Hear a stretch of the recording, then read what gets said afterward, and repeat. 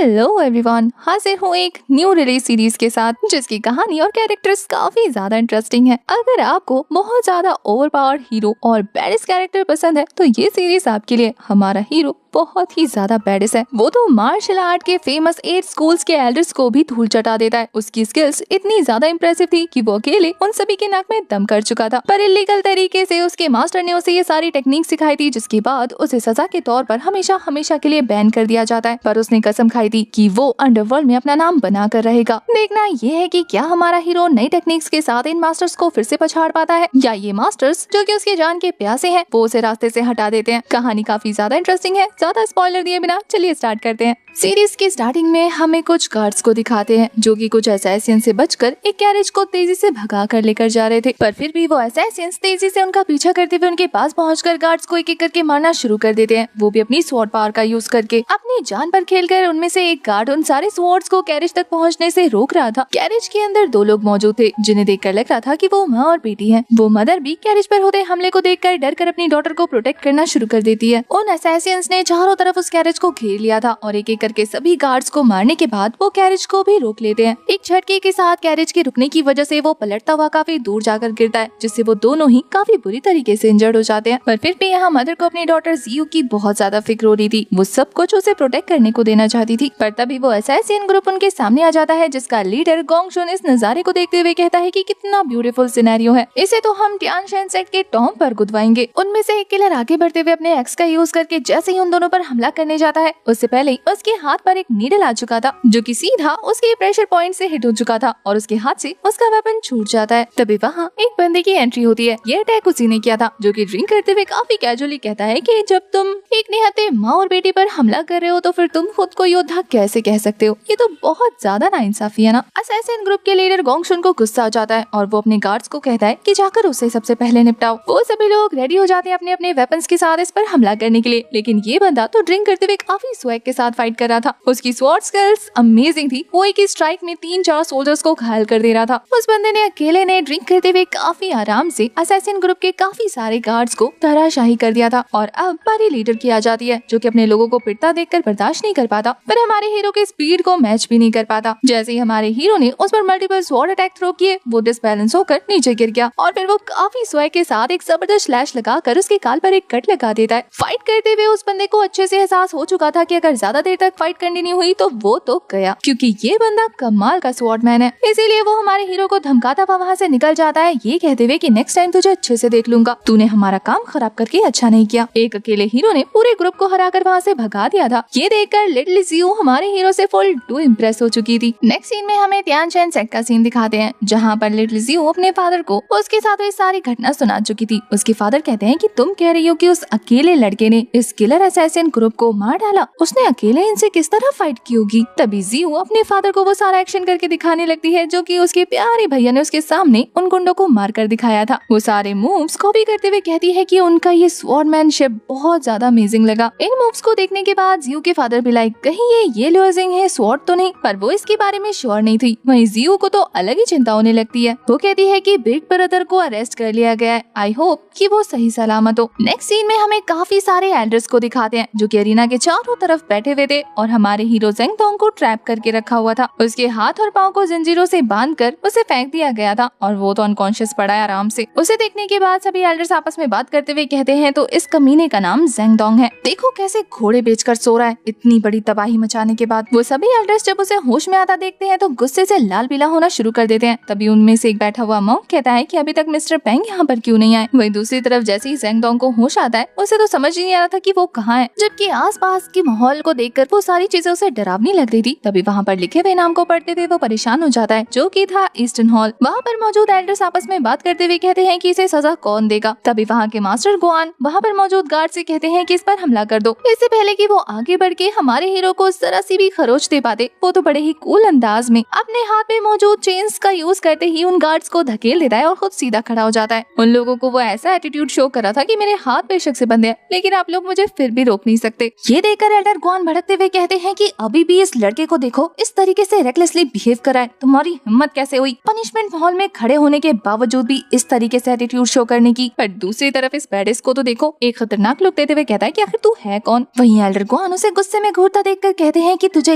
याद दिलाऊं या खुद से याद कर लेगा। बस फिर क्या था, ज़ेंगडोंग थोड़ा सा दिमाग लगाता है और कुछ घंटे पीछे पहुंच जाता है, जहां वो तेजी से भागते हुए जंगल क्रॉस कर रहा था। ये बंदा अभी भी काफी ज्यादा चिलैक्स था और वाइन पीते पीते दौड़ लगा रहा था। तभी हमें पता लगता है कि उसके पीछे एल्डर गुआन पड़े हुए हैं, जो कि उसे रोकते हुए कहते हैं कि छोटे चूहे कहाँ जा रहा है, अगर तेरे अंदर हिम्मत है तो यहीं रुक और अपने ग्रैंडपा गुआन से लड़के दिखा। उन्हें अपने पीछे आता देखकर ज़ेंगडोंग भी लाइक, क्या बात कर रहे हो अंकल, आप लोगों को अगर पीछा ही करना है तो ताई हांग थीफ का पीछा करो ना, उसकी जगह मेरे पीछे क्यों पड़े हो, आखिर मुझसे क्या मतलब है आपको। उसकी बात कंप्लीट भी नहीं हुई थी कि पीछे से एल्डर मोरोंग उस पर हमला करते हुए कहती है कि कमीने, तेरे पीछे हम इसलिए पड़े हैं क्योंकि लास्ट नाइट को तूने जो स्वॉर्ड यूज की थी ना, वो येलो सिंगे स्वॉर्ड है। ज़ेंगडोंग ने काफी स्पीड के साथ उनके अटैक को डॉज कर लिया था और वो उसके सामने खड़े होते हुए कहती है कि अब तुझे पता लगा कि हम तेरा पीछा क्यों कर रहे हैं। तभी वहाँ पर दो और एल्डर्स की एंट्री हो जाती है, एल्डर दोटेन और एल्डर हुआचैंग। उनके साथ साथ वहाँ पर शोंगटेन माउंटेन के फर्स्ट एल्डर ज़ाओ की भी एंट्री होती है, जो कि काफी ज्यादा पावरफुल लग रहे थे। साथ ही दूसरी तरफ से मोंग तियानलोंग भी हाजिर हो जाते हैं। खुद को चारों तरफ से इतने पावरफुल एल्डर से घिरा देखकर ज़ेंगडोंग घबराता नहीं है, बल्कि वो उनसे सवाल करते हुए कहता है कि मैं आप लोगों की बहुत ज्यादा रिस्पेक्ट करता हूँ, साथ ही आप लोग मार्शल आर्ट मास्टर्स हैं, मुझे नहीं लगता कि मैंने पास में आप लोगों में से किसी को भी हर्ट किया या ऑफेंड किया हो, तो फिर आप लोग मेरा काम बढ़ाने के लिए इस तरह ग्रुप में मुझ पर हमला करने क्यों आए हैं, क्या मैं जान सकता हूँ। एल्डर ज़ाओ आगे आते हुए काफी गुस्से में कहते हैं क्योंकि वो अंडरवर्ल्ड का स्कम मु तियान हुओ तेरा मास्टर है। ये बोलकर एल्डर ज़ाओ ने उस पर हमला कर दिया था, जिसे डॉज करते हुए ज़ेंगडोंग को भी गुस्सा आ जाता है। सबसे पहले तो अपनी वाइन की बोतल को उस पर दे मारते हुए कहता है कि तेरी हिम्मत कैसे हुई मेरे मास्टर के बारे में बकवास करने की, और फिर वो उनके अटैक्स को ब्लॉक करना शुरू कर देता है अपनी स्वॉर्ड की हेल्प से। उसका ऑरा काफी ज्यादा जबरदस्त था, उसने इतना तेज स्ट्राइक किया था जिससे दूर धकेलते हुए एल्डर्स के हाथ कांप गए थे। इस एक हमले से वो समझ जाते हैं कि इस छोटे बच्चे से फाइट करना उनके लिए इजी नहीं होगा। वहीं ज़ेंगडोंग अपने मास्टर के बारे में सुनकर अब तक उसका पारा हाई हो चुका था। वो कहता है कि इंसल्ट कर रही मेरे मास्टर की, अब तो तू गया। उसने काफी स्पीड के साथ एल्डर ज़ाओ पर हमला करते हुए 2-4 मूव्स में ही उनके स्वॉर्ड को उनके हाथ से छीनकर एक जबरदस्त किक के साथ उन्हें दूर फेंक दिया था। इधर दूसरी तरफ एल्डर ज़ाओ को दिखाते हैं, जो कि उल्टे पड़े हुए थे। वहीं ज़ेंगडोंग उन्हीं के स्वॉर्ड को कैच करके उनकी तरफ थ्रो करते हुए कहता है कि मेरे मास्टर मु तियानहाओ बहुत ही ज्यादा रिस्पेक्टेड पर्सन है, इस पूरी दुनिया में सब उनके मार्शल आर्ट को एडमायर करते हैं और हर कोई उनका डिसाइपल बनना चाहता है। उनकी एक झलक के लिए लोग पागल हैं और तू उन पर इल्जाम लगा रहा है। अगर दोबारा तेरे मुंह से उनके बारे में कुछ भी निकला तो ये स्वॉर्ड अब सीधा नीचे होगी। उसे स्वॉर्ड को पेड़ की तरफ थ्रो कर दिया था, जो कि बस मास्टर ज़ाओ के खानदान को खत्म करने ही वाले थे। ज़ेंगडोंग के स्वॉर्ड स्किल्स को देखकर तो एल्डर वो भी खुद को रोक नहीं पाते उसे एडमायर करने से, लेकिन क्या करे, है तो वो उनके दुश्मन का डिसाइपल, तो अब तक वो गुस्से से भर चुके थे। वहीं दूसरी तरफ एल्डर ज़ाओ को दिखाते हैं, जो इस हमले से सदमे में आकर बेहोश हो जाते हैं। वहीं अब ज़ेंग पर हमला करने के लिए एल्डर हुआ आगे आते हुए कहते हैं कि एक छोटा बच्चा होकर एल्डर्स पर इस तरीके से हमला करने की तेरी हिम्मत कैसे हुई, खुद को क्या समझता है तू। और फिर उन्होंने 3 स्ट्राइक थ्रो कर दिए थे, वो भी अपनी स्वॉर्ड एरो की हेल्प से। पर ये अटैक ज़ेंगडोंग को हिट होने से पहले ही वो अपने स्वॉर्ड के पीछे का हिस्सा यूज करके उन अटैक्स को रिवर्स कर देता है। एल्डर हो तो काफी ज्यादा भड़क जाते हैं कि तूने मेरे हमले को रिवर्स कर दिया, अजीब बात है, तो क्या अटैक खा जाता।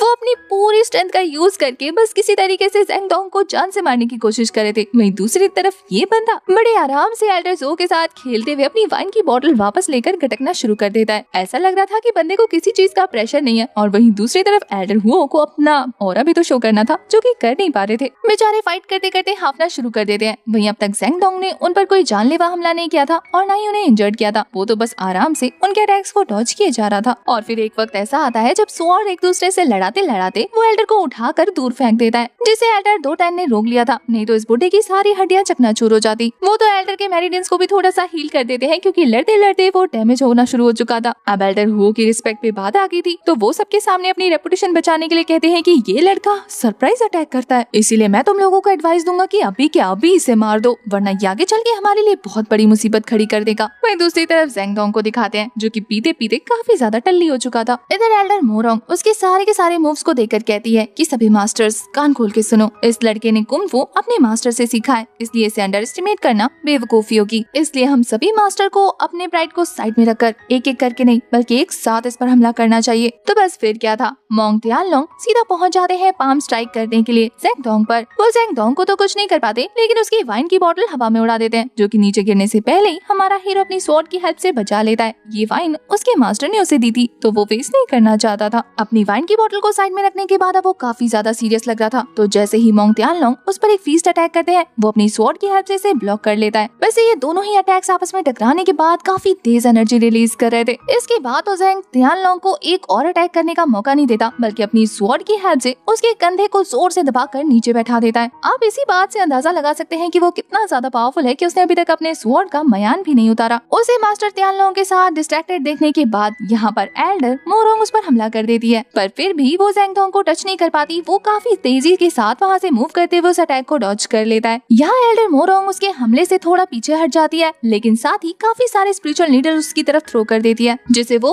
अपने स्वॉर्ड की हेल्प से इधर उधर डिस्ट्रैक्ट कर देता है। उनमें से एक अटैक सीधा मोंग पर लगने ही वाला था, पर वो अपनी पावर की हेल्प से उसे बीच में ही रोक लेते हैं। और अब मोंग तियानलोंग और एल्डर मोरोंग एक साथ मिलकर हमारे हीरो पर हमला कर रहे थे, पर वो तो बड़ी चालाकी से उन दोनों को आपस में भिड़वाने वाला था। बेचारे बाल बाल बचते हैं एक दूसरे से टकराने से। अब ये देखकर एल्डर ग्वान को गुस्सा आ जाता है और वो अपने हैवी से स्वॉर्ड बॉक्स को उसकी तरफ थ्रो कर देते हैं। वैसे ये स्वॉर्ड बॉक्स काफी ज्यादा हैवी था, लेकिन हमारे ज़ेंगडोंग ने काफी कूल तरीके से इसे ब्लॉक कर लिया था। और अब एल्डर भी अपने खास ब्लेड टेक्निक के साथ अपने स्वॉर्ड के साथ काफी अच्छी फाइट कर रहे थे, पर वो तीनों एक साथ होने के बावजूद भी ज़ेंगडोंग का बाल भी बांका नहीं कर पाते। उल्टा ज़ेंगडोंग एक साथ दो मास्टर को हैंडल करा था। उसने तो एल्डर मोरोंग को जमीन में धंसा भी दिया था एक किक के साथ। उसके एक हाथ को मोंग तियानलोंग ने पकड़ा हुआ था। इसी मौके का फायदा उठाते हुए एल्डर ग्वान उस पर अपने स्ट्राइक थ्रो करना शुरू कर देते हैं। इससे पहले कि वो उसे हिट कर पाते, हमारा हीरो बड़ी चालाकी से अपने स्वॉर्ड के कवर को रिमूव करता है, जिससे एक तेज थंडर एनर्जी रिलीज होती है और वो सभी लोग काफी दूर पहुंच जाते हैं। अब तक वो बिना स्वॉर्ड के कवर को रिमूव किए हुए फाइट कर रहा था, अब तो कवर रिमूव करते ही उसकी पावर दुगनी हो जाती है और वो तीन काफी जबरदस्त स्ट्राइक्स थ्रो करके एक एक एल्डर को उसकी नानी याद दिला देता है। उसके खतरनाक ब्लास्ट के साथ वो तीनों ही एल्डर्स ढेर हो चुके थे। सभी एल्डर्स को पीट कर ढेर करने के बाद ये बंदा पूरी तरह से टल्ली हो चुका था। अब तक इसका वाइन भी खत्म हो जाता है, तो ये अपने बॉटल को थ्रो कर देते कहता है कि कितनी बुरी बात है, अभी तक मैं अच्छे से ड्रंक भी नहीं हुआ और मेरी वाइन खत्म हो गई। ये बोलते बोलते बेहोश हो जाता है और सभी मास्टर्स एक दूसरे को देख रहे थे इतनी हैरानी के साथ, जैसे कि उन्होंने सातवां अजूबा देख लिया। उनके मन में तो यही चल रहा था कि छह एल्डर्स मिलकर इसका कुछ नहीं बिगाड़ पाए, एक छोटे से वाइन से ये लड़का ढेर हो गया। खैर जो भी हो, उन्हें काफी अच्छा मौका मिल गया था इस हीरो को अपने साथ उठा के ले जाने का, क्योंकि ऐसे अगर ये होश में रहता तो ये इसका बाल भी बांका नहीं कर पाते। तो इसके ड्रंक होने का फायदा उठाते हुए ये लोग उसे उठाकर पनिशमेंट हॉल ले आए और चेन से ट्रैप कर दिया। और होश में आने के बाद सारी कहानी आपके सामने है। ये सारी बात याद आते ही ज़ेंगडोंग तो शांत हो चुका था। वहीं हमें एल्डर युआन को दिखाते हैं, जो कि काफी ज्यादा गुस्से में लग रहे थे। वो गार्ड्स को ऑर्डर देते हैं कि इसे जान से मार दो। गार्ड्स ने तो अपनी अपनी तलवारें उठा ली थी ज़ेंगडोंग को हमेशा के लिए रास्ते से हटाने के लिए, लेकिन उससे पहले ही अनाउंसमेंट होती है कि मिस्टर पेंग वहाँ पर हाजिर हो चुके हैं। हमें जियो और उसके फादर को दिखाते हैं, वो दोनों भी उन्हें देखकर ग्रीट कर रहे थे। जैसे ही उनकी एंट्री होती है, वहाँ का माहौल काफी ज्यादा शांत हो चुका था। सारे एल्डर्स मिलकर उन्हें रिस्पेक्ट दे रहे थे और यहाँ पर ज़ेंगडोंग भी उन्हें पहचान जाता है, जो कि कह रहा था कि आप तो मिस्टर पेंग हुई है ना, आप तो दुनिया के नंबर 1 जीनियस हैं, आप मेरे हीरो हैं, आप मेरे आइडल हैं। ऐसा लग रहा था जैसे कि वो उनका बहुत बड़ा फैन है। ज़ेंगडोंग तो ये भी बताता है कि जिस तरीके की वाइन की बोतल आपके पास है, उस तरीके की सेम वाइन कार्ड मेरे पास भी है। यहाँ पर मिस्टर पेंग को भी हमारे ज़ेंगडोंग के बारे में काफी कुछ पता था। वो तो कहते हैं कि तुम ज़ेंग फैमिली से बिलोंग करते हो ना, आखिर ज़ोंगलियांग का डिसेंडेंट होने के बावजूद भी आखिर तुमने मू तियानहू को ही अपना मास्टर क्यों चूज किया होगा। अपने एल्डर के आगे ज़ेंगडोंग ज्यादा नखरे नहीं दिखाता, बल्कि सीधे सीधे उन्हें अपनी बैक स्टोरी बताने लगता है कि वो सेकंड वाइफ का चाइल्ड था। और आपको पता है कि फैमिली में रिस्पेक्ट बड़े बेटे को दी जाती है। जब मैं 5 साल का था तो मेरी मॉम को और मुझे वहाँ से धक्के मार कर निकाल दिया गया था। वो अपनी स्टोरी सुना रहा था और दूसरी तरफ एल्डर मोरोंग उसकी स्टोरी पर तंज कसते हुए कहती है कि देखा, आखिर इसके अंदर गंदा खून ही मौजूद है, तभी तो इस तरीके की घिनौनी हरकतें करता है। उसकी बातों पर ज़ेंगडोंग का खून खौल गया था। इससे पहले कि वो रिएक्ट करता, मिस्टर पेंग ही एल्डर मोरोंग को रोकते हुए कहते हैं कि अपनी जुबान पर लगाम लगाओ। इससे ज़ेंगडोंग को मिस्टर पेंग पे भरोसा हो जाता है कि वो सही का साथ देंगे, इसलिए वो उनके सामने अपनी बात रखते हुए कहता है कि यहाँ पर मौजूद सभी हीरोज मेरे मास्टर को अंडरवर्ल्ड का स्कम कह रहे हैं। ऐसा क्यों? मेरे मास्टर बहुत अच्छे हैं, वो ऐसे काम नहीं कर सकते, उन्होंने किसी को नुकसान नहीं पहुँचाया होगा। मिस्टर पेंग यहाँ पर सभी मौजूद रिस्पेक्टिव एल्डर से कहते हैं, एक एक करके तुम्हारी चीजें, जो भी ट्रेजर्स चोरी हुए थे, मुझे जाननी है उनकी जानकारी, कब और क्या चोरी हुआ था। मिस्टर पेंग को सीरियस होता देखकर उन सभी के चेहरे से हवाइयां उड़ जाती हैं, लेकिन सबसे पहले बारी एल्डर जाओ की आती है। वो बताते हैं कि रात में जब वो अपने ट्रेजर के के पास पहुंचे तो उनका ट्रेजर बॉक्स पूरी तरह से खाली था, जिससे उनकी हवाइयां उड़ चुकी थी। और वही सेम हाल टियानलॉन्ग और एल्डर गुआन का भी था। वो जब अपने अपने ट्रेजर बॉक्स के पास पहुंचे थे तो उन्हें लकड़ी पर कोई चीज लिखी हुई मिलती है और उनका सारा ट्रेजर वहाँ से गायब हो चुका था। उस लकड़ी के स्लिप में लिखा हुआ था कि आपकी चीज आपसे खो चुकी है और आपको जितना दर्द होगा उतना मेरे लिए अच्छा है और अब ये दर्द आपको मिलता रहेगा। अपनी कहानी सुनाने के बाद वो तो हमारे ज़ेंगतोंग को ही गुस्से से घूरे थे। बेचारा ज़ेंगतोंग उनकी हरकतें देखकर अब डरने लग जाता है। वहीं एल्डर हुओ तो काफी ज्यादा ड्रामेटिक वे में खांसते हुए कहते हैं कि मेरे साथ तो और भी बुरा हुआ, मैं थोड़ा सा केयरलेस हो गया था और अंधेरे में कोई मुझसे मेरा वो फेमस इल्यूजन स्वॉर्ड छीन कर ले गया और साथ ही मेरा स्वॉर्ड मैनुअल भी। उसके बिना हमारा इल्यूजन स्वॉर्ड स्कूल कुछ भी नहीं है और आज तक उस झटके से हमारा स्कूल रिकवर भी नहीं कर पाया है। हमें कुछ सालों पहले की कहानी दिखाते हैं और इस बार कहानी सुनाने की बारी एल्डर मोरोंग की थी। वो बताती है कि उस कमीने ने मेरे साथ और भी ज्यादा बुरा किया है। अब कुछ सालों पहले हमें सच में मो तियानहाओ को दिखाते हैं, जो कि एल्डर मोरोंग की बेटी के साथ इश्क लड़ा रहा था। वो दोनों अपनी अपनी प्रैक्टिस के बारे में बात कर रहे थे, जहाँ ज़ाओयुन कहती है कि तुम काफी ज्यादा अच्छे हो तो तुम मेरा मजाक उड़ाओगे। तभी वहाँ पर एल्डर मोरोंग की एंट्री हो जाती है, जो कि उसे डांटते हुए कहती है कि तुम्हारी हिम्मत कैसे हुई मेरी बेटी को बहला फुसलाकर हमारे सेक्ट के इस खास टेक्निक को यूज करने की। तुम्हें पता भी है ना कि ये गोल्डन नीडल टेक्निक हमारे मोरोंग फैमिली की है, आखिर तुम इसे सीक्रेटली कैसे सीख सकते हो। पर यहाँ पर मो तियानहाओ उनकी बातों पर कान नहीं देता, बल्कि उन्हीं की टेक्निक का यूज करके उनके साथ फाइट करने लग जाता है। उसने गोल्डन नीडल टेक्निक का यूज करके एक एक करके वहाँ मौजूद सभी गार्ड को नींद में सुला दिया था। ये सब देखकर मोरोंग इम्प्रेस होने की जगह और ज्यादा गुस्सा हो जाती है। वो कहती है कि मेरी टेक्निक मुझ पे आजमा रहा है, रुक जा तुझे सबक सिखाती हूँ। वो तो अपनी स्वॉर्ड लेकर फाइट करने वाली थी, पर तभी वो तियानहाओ को देखकर हैरान रह जाती है, क्योंकि वो 1000 नीडल टेक्निक परफॉर्म कर रहा था, जो कि मोरोंग के लिए भी बहुत मुश्किल। मोरोंग को ये सीक्रेट नीडल टेक्निक सीखने में 10 साल लगे थे और इस बंदे ने आराम से 3 महीने में ये टेक्निक सीख ली। वो तो हैरान हो रही थी और वहीं ये बंदा बिना सोचे समझे उन पर हमला कर देता है। उसने स्पेशली टारगेट को फोकस नहीं किया था, इसलिए वो आसपास मौजूद जानवरों को भी बेहोश कर चुका था। मोरोंग को अनकॉन्शियस करने के बाद वो ज़ाओयुन से बात करने लगता है कि मेरी जानेमन अब तुम्हें यहाँ से ले जाने का वक्त आ गया, लेकिन पीछे मुड़ के देखता है तो उसके अंदर भी नीडल्स घुसे हुए थे। सबसे पहले तो वो उसे रिलीज करता है, जिससे रिलीज होते ही ज़ाओयुन उस पे गुस्सा करने लगती है कि तुम इस तरीके से नीडल टेक्निक को सीक्रेट वेपन के साथ मर्ज करके अटैक नहीं कर सकते। तुम जानते हो ना मेरी फैमिली सीक्रेट टेक्निक को अवॉइड नहीं कर सकती। हाँ मैं मानती हूँ कि तुमने ये वान लियो गोएजंग से सीखा है, लेकिन ये ओयोंग फैमिली का मेथड है, हमारा नहीं। ये सारी बातें सुनने के बाद तभी से एल्डर मोरोंग ने उसका नाम अंडरवर्ल्ड का स्कम रख दिया था, जिसने चोरी छुप के अपने टैलेंट का यूज करके सभी फैमिली की सीक्रेट टेक्निक को अच्छे से मास्टर करके उन्हें हराना शुरू कर दिया। मोरोंग को गुस्सा करता देखकर तियानहाओ भी लाइक इस उम्र में इतना गुस्सा करेंगी तो बीपी हाई हो जाएगा। और फिर वो अपने पास एक मैनुअल निकाल कर दिखाते हुए कहता है कि ये वुजंग फैमिली का है, अब मेरे ये किसी काम का नहीं, क्योंकि मैंने इसकी कॉपी बना ली है और अब मैं सिर्फ इकलौता ऐसा बंदा हूँ जिसके पास सभी फैमिलीज की सारी टेक्निक है। मुझे एक टेक्निक पर डिपेंड रहने की कोई जरूरत नहीं। ये बोलने के बाद वो उस बुक को एल्डर मोरोंग की तरफ थ्रो कर देता है, जिससे उनके सारे नीडल्स हट चुके थे। वो तो गुस्से में चिल्लाते हुए कहती है कि तुम्हें तो मैं छोड़ूंगी नहीं। और फिर एल्डर मोरोंग बताती है कि उस दिन के बाद से आज तक मुझे बस उसी इंसान का इंतजार था। मैं तो चाहती थी कि मेरे हत्थे चढ़े और मैं उसे मार दूं। हालांकि मैंने सिचुएशन को एग्जैजरेट किया है, लेकिन क्या करूं, उसने हमारी नाक में दम भी तो इतनी जोर से किया था। सभी एल्डर्स का उसके मास्टर को लेकर गुस्सा देखने के बाद ज़ेंगतोंग और कुछ भी नहीं कह पाता। यहाँ पर मिस्टर पेंग भी कहते हैं अब तुम्हें पता लगा तुम्हारे मास्टर से सब इतनी नफरत क्यों करते हैं। शायद अब तुम भी समझ गए होगे कि आखिर तुम्हें इतनी परफेक्ट मार्शल आर्ट क्यों मिली, क्योंकि तुम्हारे मास्टर को सभी टेक्निक्स पता थी। तो क्या तुम्हें अब पता है कि तुम्हारी गलती क्या है? वो तो हामी भर देता है। वो अपनी सजा के लिए तैयार था, इसलिए मिस्टर पेंग एल्डर गुआन को कहते हैं सजा सुनाने के लिए। एल्डर गुआन यहाँ हमारे ज़ेंगतोंग से कहते हैं कि तुमने फॉर्मली किसी भी 7 सेक्ट्स में से कोई भी सीक्रेट टेक्निक नहीं सीखी है। तुम्हारे मास्टर ने ये सारी टेक्निक्स तुम्हें इलीगली सिखाई है, जो कि उसने हमारी फैमिली से चुराया था, जिससे अब तुम भी अंडरवर्ल्ड के सबसे बड़े क्राइमिस्ट बन गए हो। एल्डर गुआन उसकी खतरनाक सजा को अनाउंस करते हुए कहते हैं कि सबसे पहले तो मैं तुम्हारे मार्शल आर्ट को डिस्ट्रॉय करूंगा, उसके बाद तुम्हारे हाथ और पाँव को तोड़कर अलग कर दूंगा और तुम्हें मार्शल आर्ट वर्ल्ड से हमेशा हमेशा के लिए एक्सपेल कर दूंगा। ये सारी ही सजाएं बहुत ज्यादा ब्रूटल और क्रूअल थी, जिनके बारे में सुनकर ज़ेंगतोंग को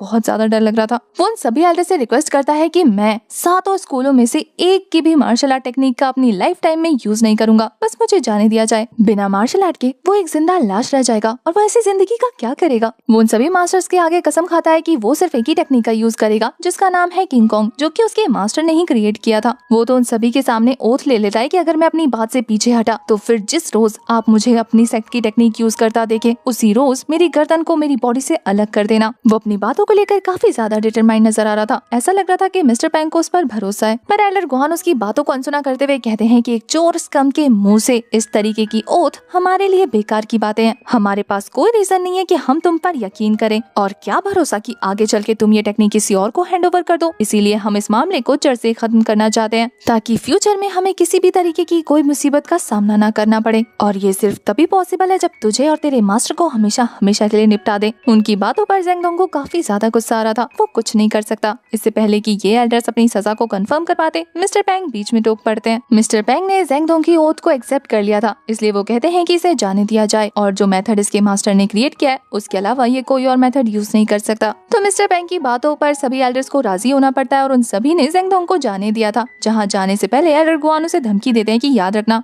मास्टर पेंग के कहने पर तुम्हें छोड़ा है, इसलिए अगर कोई भी ऐसी वैसी हरकत की ना तो सबसे पहले मैं ही झपटा मारूंगा तुझ पे। अगर दोबारा किसी और सेक्ट का टेक्निक परफॉर्म करते हुए देखा ना तो चमड़ा ही अलग कर दूंगा बॉडी से। ये सारी बातें ज़ेंगडोंग सुन तो रहा था लेकिन इन पर कुछ रिएक्ट नहीं कर रहा था। दूसरी तरफ जियो उसे देखकर खुश हो जाती है कि उसके बिग ब्रदर कम से कम रिलीज तो हुए। वहीं ज़ेंगडोंग तो जिंदा लाश बन चुका था क्योंकि उसके पास से उसकी सारी मार्शल आर्ट छीन ली जा चुकी है जिसे वो बचपन से प्रैक्टिस करता आ रहा था। वहीं एल्डर गुआन कहते हैं कि अब तुम्हारा नाम कभी भी अरीना में दिखा नहीं जाएगा, कोई नहीं जान सकता कि तुम दुनिया में हो या नहीं, और मुझे लगता है कि यही सजा तुम्हारे लिए काफी है। यहाँ पे एल्डर गुआन ने अपने गार्ड को ज़ेंगडोंग ने जितने भी लोगों को जान से मारा था और उन बैंडिट्स का शिकार किया था उनका क्रेडिट दे देता है। वहाँ से वापस जाते हुए ज़ेंगडोंग यही सोच रहा था कि उसे लगा था कि वो इस वर्ल्ड में एक हीरो की तरह एंट्री लेगा जो कि जस्टिस करता है, पर उसके बावजूद भी उसे 7 फैमिलीज ने अरेस्ट किया और हमेशा हमेशा के लिए बैन कर दिया। वो गुस्से में वहाँ से बाहर जाने लगता है। उसके इमोशंस उसके कंट्रोल में नहीं थे। जियो से आवाज लगा रही थी पर वो ध्यान नहीं दे पाता। उल्टा वो ये सोचने लगता है कि वो तो अपने सपने पे बिल्कुल गिव अप नहीं करने वाला। इसके बदले वो ये सोचेगा कि आखिर वो इस वर्ल्ड में दोबारा री एंट्री कैसे ले। यही सोचते हुए वो एक हाई जंप लगाकर दरवाजे के ऊपर चढ़ जाता है। उसका स्कार्फ उसके गले से उतरकर जियो के पास पहुंच गया था। वो इस स्कार्फ को अपने बिग ब्रदर की याद के तौर पे अपने पास ही रख लेती है। दूसरी तरफ ज़ेंगडोंग अपने मास्टर से ही सवाल कर रहा था कि आखिर आपने मुझे ये स्टोलन मार्शल आर्ट क्यों सिखाया, आप कहाँ हैं, मुझे आपको ढूंढकर इस बारे में आपसे बात करनी है। वो चला जाता है। जियो से आवाज लगाती रहती है। साथ ही लिटिल जियो कसम खाती है कि वो ज़ेंगडोंग की तरह एक अच्छी मार्शल आर्टिस्ट बनेगी और वो सारे मार्शल आर्ट सीखेगी जो कि उसने सीखे थे। उसने भी कसम खा ली थी और देखते ही देखते 10 साल गुजर जाते हैं और हमारी छोटी सी जियो बड़ी हो जाती है जिसे आज भी ज़ेंगडोंग अच्छे से याद था। वो ज़ेंगडोंग को याद करते हुए कहती है कि मैंने आप ही की तरह सीनियर ब्रदर ये लुओजिंग है स्वॉर्ड सीख ली, मुझे आज भी आपका इंतजार है, आखिर आप कहाँ हैं। ये कहते हुए प्यारी सी जियो अपनी लड़कियों वाला कॉस्ट्यूम उतारकर पूरी तरह से लड़के में ट्रांसफॉर्म हो जाती है। उसके पास आज भी ज़ेंगडोंग का स्कार्फ मौजूद था और वो उसी को अपने गले में लगाकर घूम रही थी। इसी प्यारे से सीन के साथ हमारे ये वाली सीरीज का एपिसोड हो जाता है खत्म। नेक्स्ट एपिसोड में पता लगेगा कि आखिर हमारा हीरो कितना बदला है और क्या ये लड़की उसे ढूंढ पाती है या नहीं। अगर आपको सीरीज की कहानी इंटरेस्टिंग लगी है तो कमेंट करना ना भूलना और साथ ही हाइप भी कर देना, ओके याद से। तब तक के लिए bye bye, tata, take care.